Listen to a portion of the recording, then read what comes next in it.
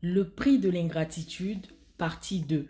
Petit frère, c'est ici que l'histoire commence à faire mal. Parce qu'il y a des gens dans la vie, quand tu les aides à sortir du trou, ils ne te remercient pas. Ils te méprisent. 2 ans ont passé. Et Kader n'était plus le même homme. Avant, il parlait doucement. Avant, il baissait la tête.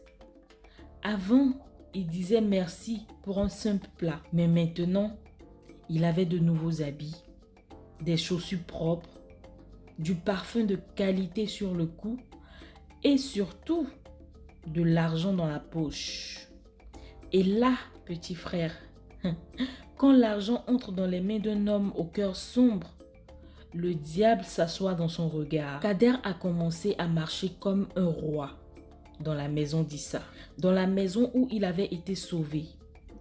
Au début, c'était de petites choses, des réponses sèches, un ton hautain, un regard qui juge. Un soir, vers 23h, Mariam lui dit calmement: « Kader, s'il te plaît, n'oublie pas de fermer la porte quand tu sortiras, les enfants vont dormir. » Kader se retourne et répond comme si Mariam était sa servante. « Oh Mariam, laisse-moi respirer là. Vous fatiguez trop les gens ici, c'est quoi ?» Après avoir entendu cela, Issa leva la tête doucement. Parce que cette phrase, petit frère, ce n'était pas juste une phrase, c'était un manque de respect.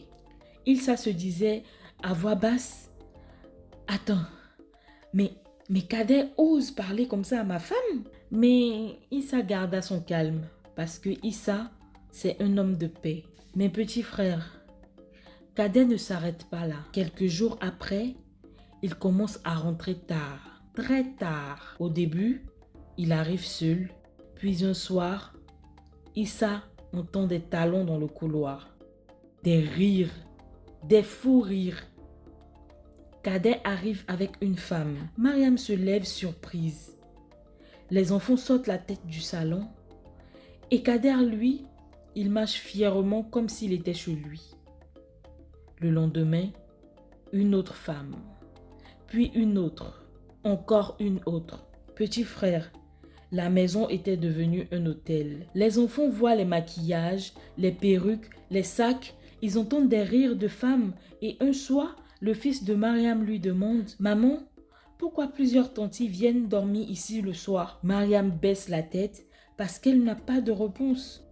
Et Issa, lui, n'en peut plus. Il bout intérieurement. Et ce soir-là, il décide de parler. Mais il ne savait pas que cette discussion allait marquer la fin de leur amitié. Abonne-toi!